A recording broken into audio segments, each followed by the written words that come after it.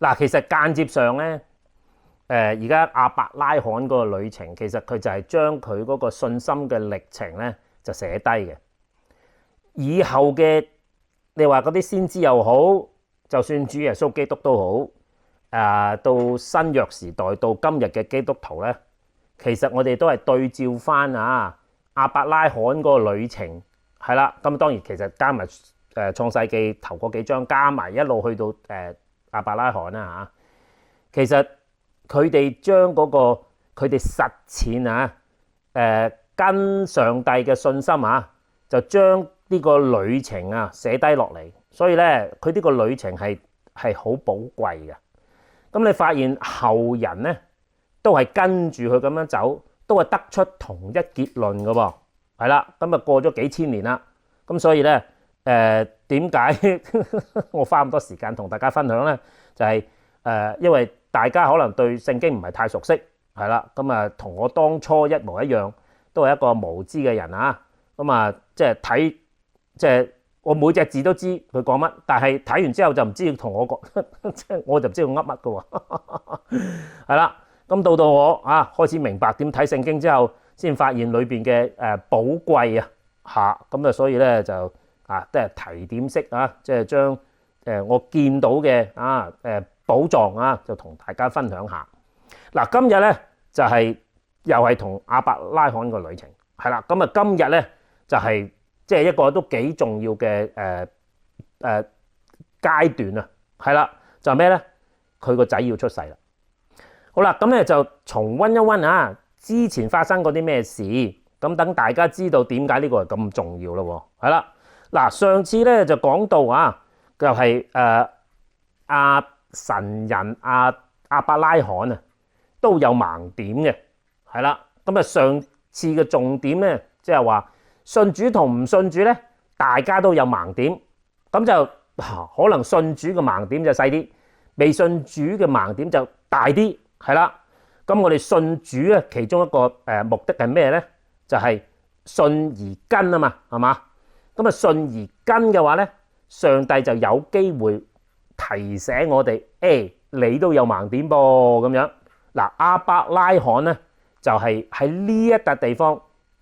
明白咗，原來佢係要帶祝福俾人嘅，係啦，唔係帶災禍俾人嘅，因為呢個係神子嘅責任，即係話 Children of God 嘅責任，係啦。咁所以咧，當佢明白咗呢個盲點之後咧，一抹，哇，即刻提升到神子嘅階段，係啦，係唔止係神人咁簡單仲係神嘅兒子嘅階段。係啦，咁呢個咧就係即係可以話係基督徒嘅追求咯喎。咁由唔被信主到信咗主，到明白原來我哋係神嘅兒子喎。Children of God， 嗱，神嘅兒子可以話係名分，但係咧你要實踐出嚟，咁你先係真真正正神嘅兒子啊嘛。係啦，咁所以咧亞伯拉罕經過上一次咧就明白。原來神嘅兒子就係要帶祝福俾人嘅喎。咁當然你要跟住上帝啦。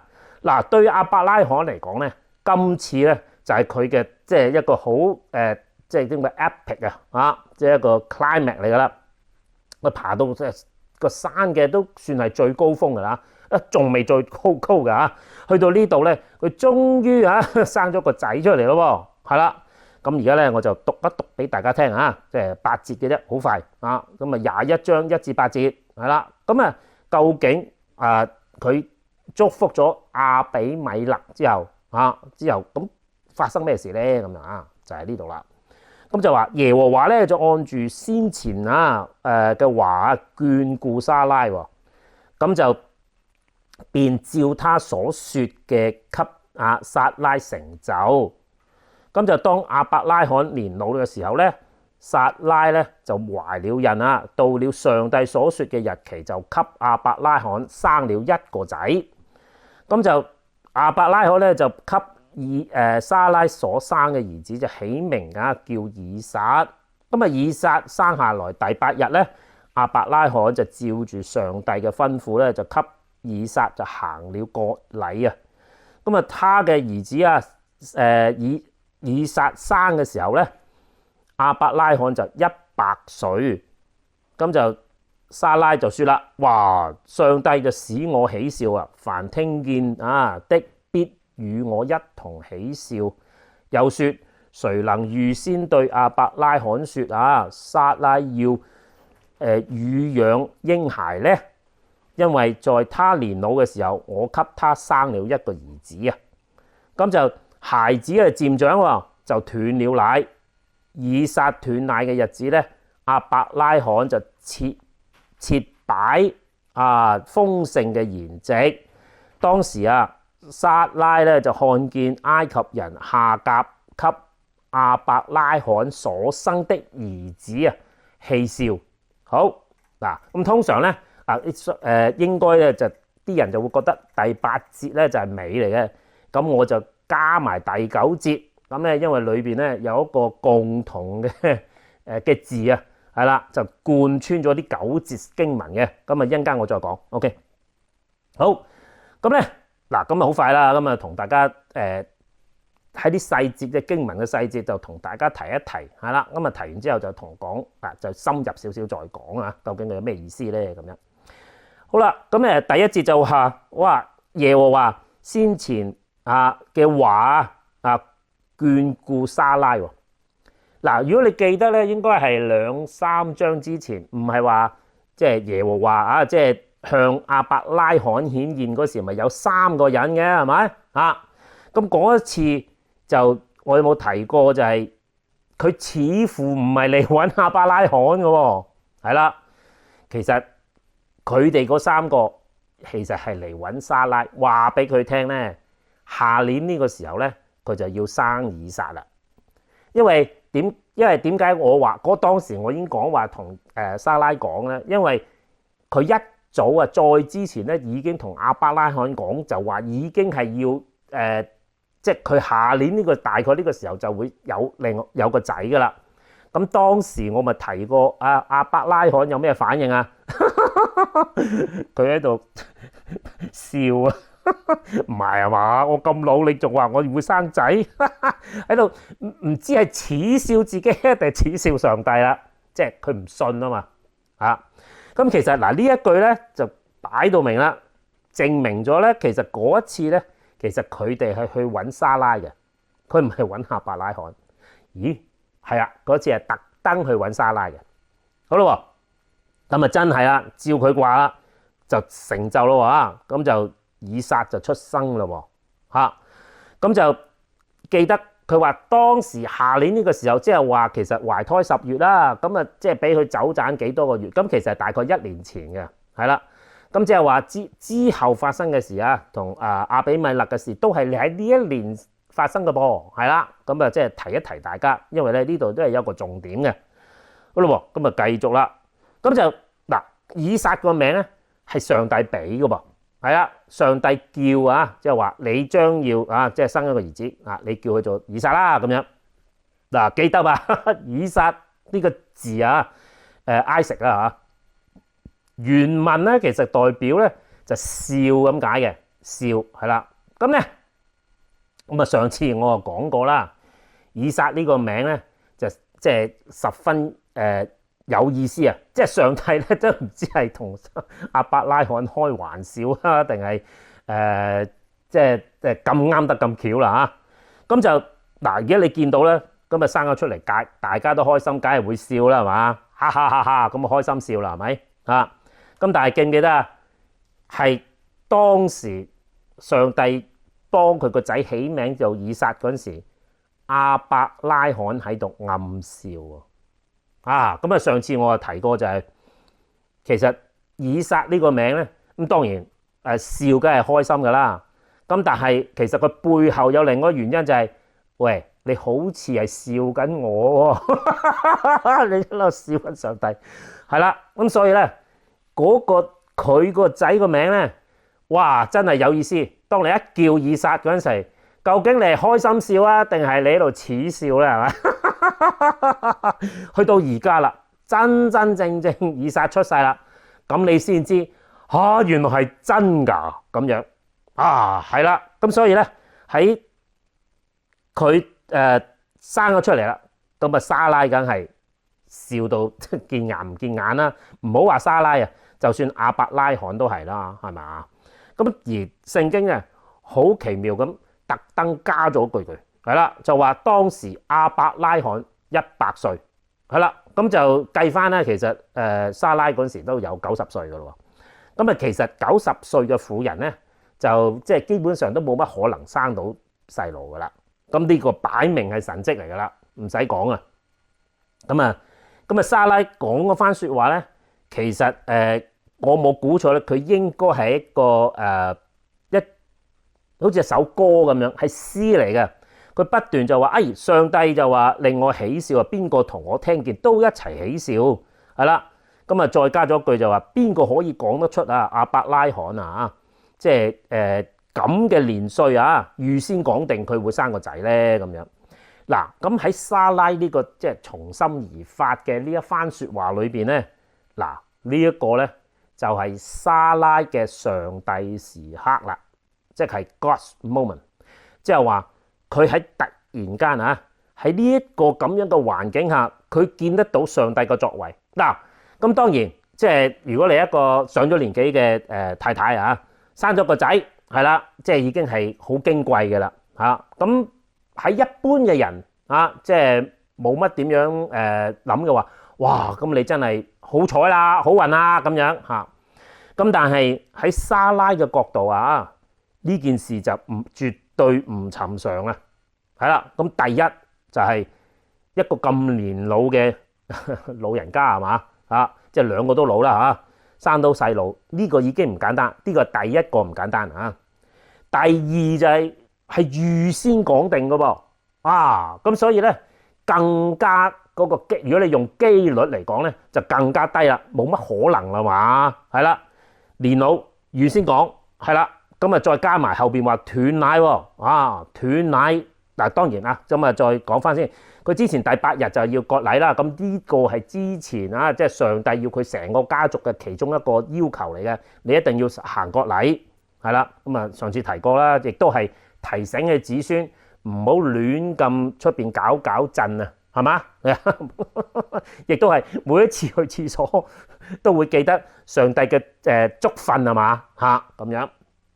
咁啊到佢斷奶嘅日子啊，更加唔使講啦，即係話嗰個 BB 啊係啦，即係夠晒健康啦，可以自己食嘢咯喎啊，即係唔需要再靠媽咪係啦去供養佢啦。咁所以咧喺呢一度你見到哇一個健康嘅仲係仔添係啦。咁啊之前亞伯拉罕曾經同上帝投訴，你都冇俾我仔，我有邊個可以承繼嘅你俾我嘅福分咧係嘛？咁所以咧亞伯拉罕深知咧上帝一定會俾個仔佢，但係佢就唔知係幾時嘅啫啊係啦。咁而到最後咧就係連時間都講埋係啦，即係話足1年後預先講定，哇！喺咁多巧合係啦，仲係正室所生嘅係啦。咁所以咧就你即係如喺阿莎拉嚟講咧，你真係冇得唔信上帝噶咯喎！上帝講咗話係就係噶咯喎，係嘛？咁所以咧喺莎拉嚟講啊，呢個咧就係佢嘅上帝時刻啦，係啦。OK， 咁啊，我係加即係佢係第9節，我仲特登講埋嘅就係咩咧？咦，原來啊夏甲所生個仔都笑喎，係啦，但係佢嘅笑就係另外一種啦，叫做戲笑啦。咁所以咧，你話亞伯拉罕個正室所生個仔叫做以撒，係咪好有意思咧？咁啊一陣間啊，或者下次我再詳細講啊。呢個笑字真係啊，你再下次你就知道亞伯拉罕就笑唔出啦，叫做苦笑啦。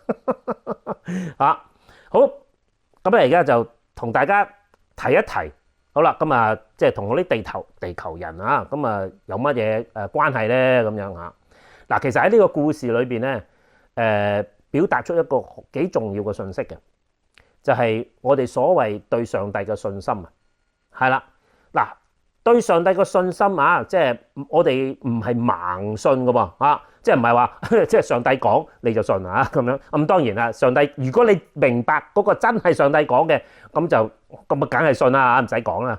咁但係原來我哋信心啊，聽到上帝啊，即係你會發現係咪真嘅咧？嗱，唔係懷疑上帝唔係講嘅嘢係唔係真，只不過話究竟係點樣呈現嘅咧嚇？咁原來咧對上帝嘅信心咧係一個過程嚟嘅噃，係啦，就好似咧就種花咁啊，或者係種瓜得瓜，種豆得豆，咁咧就係你明知嗰粒種子放落地咧，土地裏邊咧就會慢慢長出一啲成果嚟嘅。咁但係咧，當你種嗰時，你會唔會知道係一定會有開花嘅咧？啊，就係呢樣嘢啦。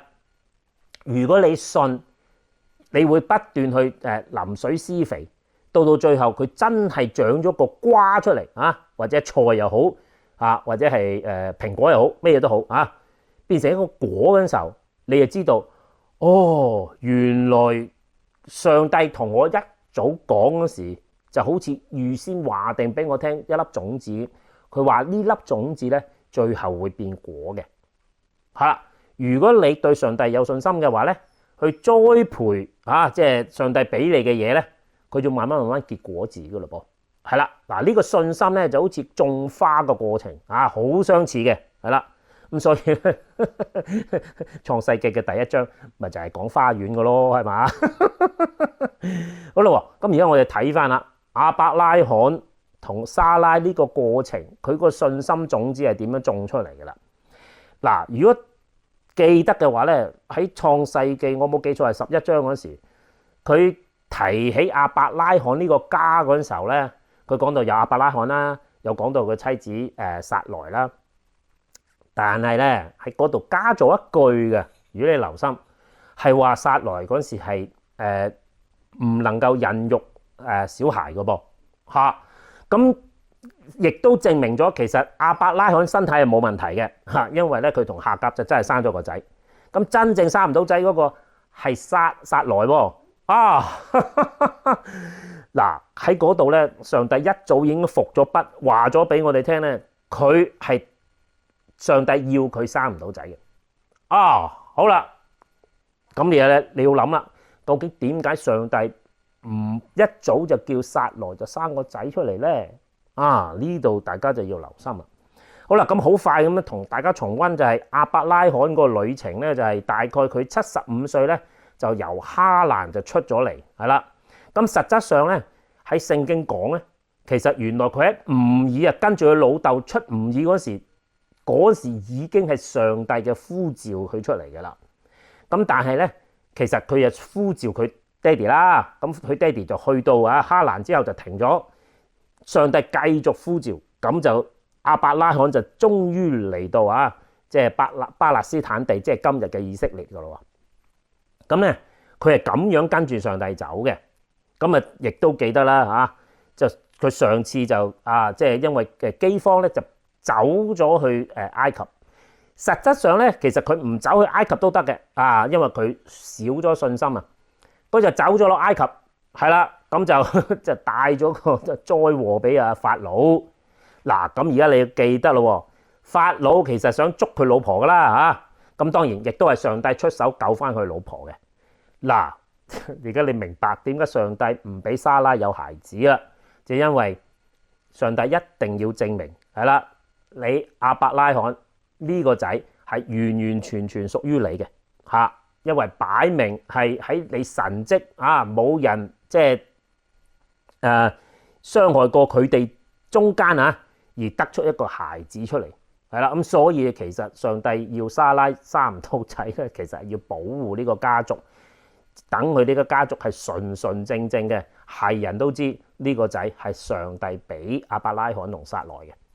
咁但係亞伯拉罕走咗落去埃及嗰陣時候咧，上次提過佢因為缺少信心，佢個禍根咧亦都係喺埃及帶翻出嚟嘅，就係喺嗰度佢將夏甲由埃及帶咗佢出嚟，係啦，咁再加埋莎拉缺少信心，係啦，就自己仲橫手，就叫亞伯拉罕同夏甲，咁就生咗以實瑪利出嚟。呢一個喺上帝嘅族譜嚟講，上帝只係認個正室生嗰個先至係亞伯拉罕嘅後裔，而以實瑪利都係亞伯拉罕個仔，上帝都會祝福佢。但係實質上帝俾亞伯拉罕嘅祝福咧，係要跟住以撒呢個支派啊落去，係啦，要證明啊上帝嘅即係公義慈愛啊，係啦。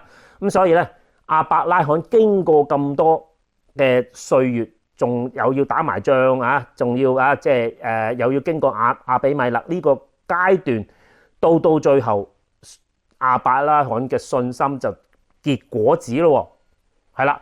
咁所以咧，喺亞伯拉罕嚟講，佢種嗰棵嘢咧，就由幾廿年前之一路跟住上帝，等，終於啊去到佢100歲嗰時，就佢個仔就出世啦。嗱，呢個就係亞伯拉罕嘅信心旅程，而沙拉嘅信心旅程，咁當然佢跟住亞伯拉罕咁經過，而佢亦都知道佢唔應該揾夏甲同亞伯拉罕生仔，到而家佢真係生咗出嚟，佢嗰陣時真正真係信上帝啦。咁所以咧，今一次啊，即係話喺上帝對亞伯拉罕同沙拉嘅承諾啊，一早話你係會有後裔嘅嚇，你信我啦咁樣。咁佢哋終於啊種啊，到最後100歲啦，以撒就出嚟啦。好啦，嗱咁呢一個咧，我想即係好簡短咁同大家分析下啊。呢個就係基本上就係亞伯拉罕同沙拉嘅信心嘅旅程，就將嗰個果實生咗出嚟啦。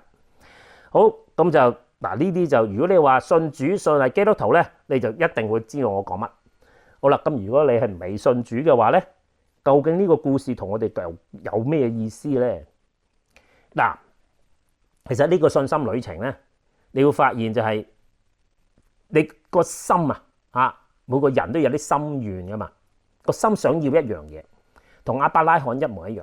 咁但係每個人啊，即係有唔同想要嘅嘢，嗰樣嘢就係以撒啦嚇，你可以當係以撒。好啦，咁而家咧就係你個心好想要一樣嘢，咁而你祈求啦，係咪啊？嗱，唔知你拜乜啊？就假設你真係你知道好似冥冥中有個上帝，我心好想要呢樣嘢，咁你可唔可以俾我咧？咁樣嗱，信心咧就好似即係跟上帝啊，就好似個 GPS 咁樣。其實上帝係一定會帶你去揾到你要嘅嘢嘅，但係你要肯跟先得噶。即係如果你肯跟上帝，每一步都跟足上帝嘅話咧，你就好快就上帝就會帶到你去揾到你嗰個慈姑定啦。咁如果你就自把自為係啦，GPS 叫你轉左，你就偏轉右嗱，咁就嗱上帝就唔會即係害你嘅。不過咧，你就自己掉頭走，就走咗個大彎。到最後你肯跟翻上帝，跟翻個 GPS 走，佢又會帶翻你去揾噶咯。嗱，呢個咧就係信心嘅旅程啦。咁所以咧喺譬如話我哋做喺你未信主之前，你個心願其實上帝都會帶你噶噃，不過你唔肯跟啫喎，或者你亦都聽唔到、收唔到 GPS 嘅信號，係啦，咁所以咧你就迷惘啦。點解揾極都揾唔到嘅咧？係咯，因為你冇跟住上帝走啊嘛。如果你跟上帝走咧，就直路一條。嗱，如果你話講緊亞伯拉罕同埋沙拉嚟講咧，其實佢都走咗好多冤枉路，而且佢擺到明啊，即係佢生多咗個仔啊嘛。嗱，呢個仔咧，下一次你就知道以撒嗰個名咧，仲有另外一個意思就叫苦笑，你就會睇到亞伯拉罕啊，係啦，因為佢行錯路，係啦，做冇跟足上帝，佢就搞咗個大禍出嚟，係啦。下一次咧就同大家講啦，今次以撒生咗以撒之後，加埋佢個名，佢個真正嘅含義就係咩咧？對亞伯拉罕同佢兩夫妻咧，都有一個好大嘅警惕。原來即係最好都係跟上帝，你唔跟嘅話咧，啲手尾要自己搞咯。係啦，咁啊，下次你知啊，亞伯拉罕好頭痕。好，咁啊，下次再見啊，願主祝福，下次再見，拜拜。